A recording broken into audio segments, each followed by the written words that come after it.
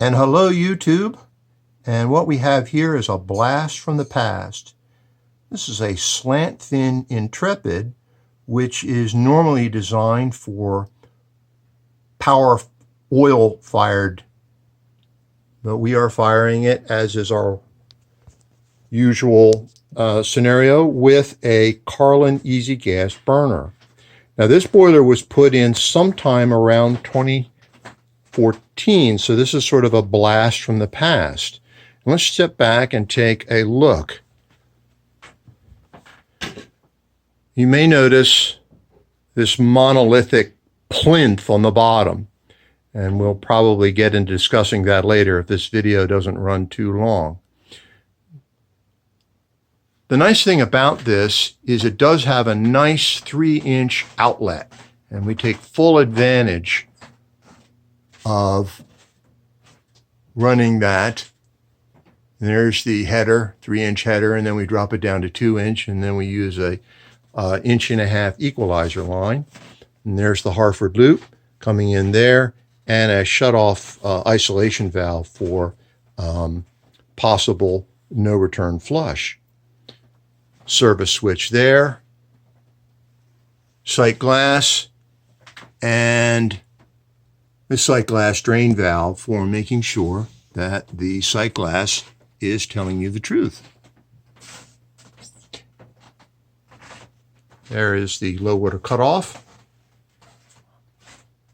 120 volt, and the burner chamber there.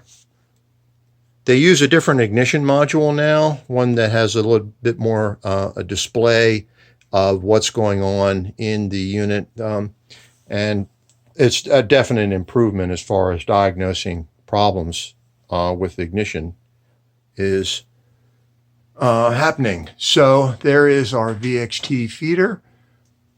We've got it well anchored. We installed it about 2014, and this is the Friday the 13th, 6 years later, and it was 86, excuse me, was how often it, how many gallons it had fed in that time. We have here a vapor stat, which is designed to keep the pressure below 0.5 pound when it runs. And we've got a gauge on there, which is in inches of water column to show the actual operating pressure. And there is the pressure gauge there. As you can see, it's showing a couple of pounds, even though the boiler isn't actually running at all. Pressure relief valve with the quick disconnect there.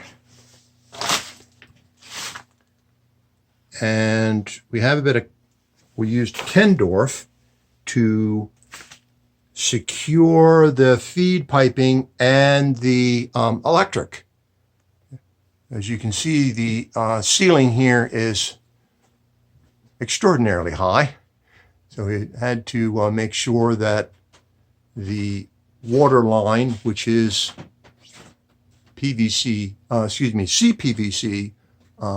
plastic, is secured. So we've secured it to the Kendorf or strut and come down off the side there, and then we transition from the plastic to the iron pipe. There's the backflow preventer right there, and the VXT with manual bypass and feeding back into the equalizer line. So let me go back behind the plinth of love.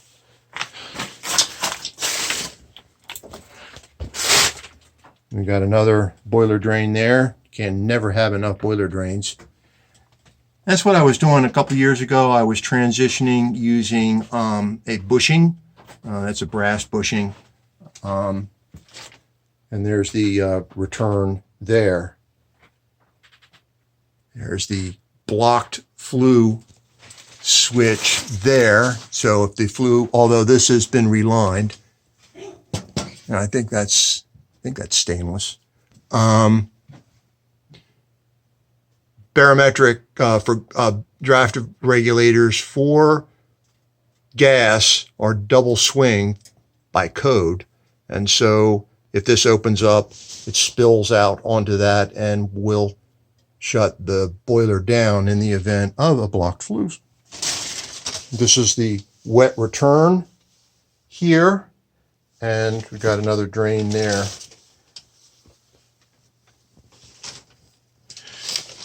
So,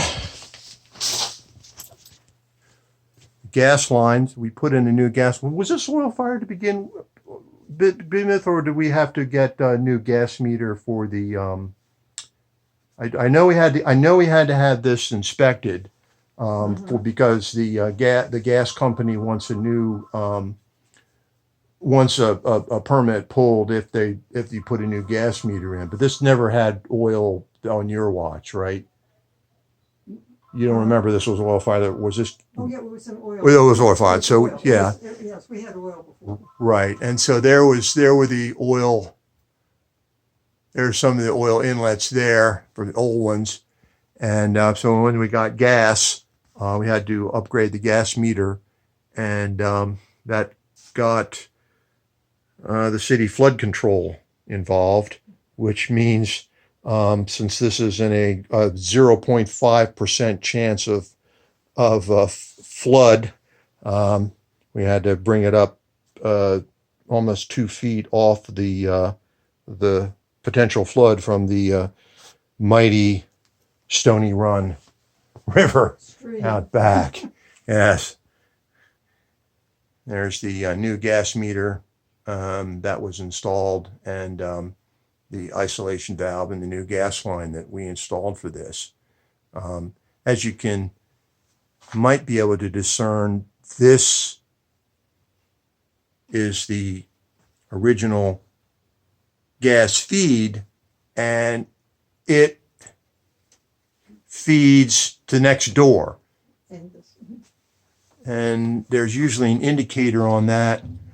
When there is a ring, a giant ring there, that's the indicator to the gas fitter that shutting off this main not only shuts off this meter, but can shut off next door. So that's a little how they did things back in ye old days. This system is a 2-pipe system, Bishop and Babcock.